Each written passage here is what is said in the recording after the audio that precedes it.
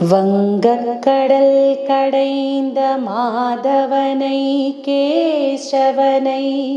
திங்கள் திருமுகத்து சேயிழையார் சென்றிறைஞ்சி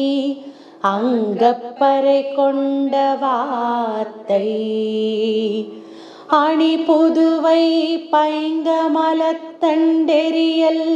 பட்டர்பிரான் கோதை சொன்ன செங்கத்தமிழ் மாலை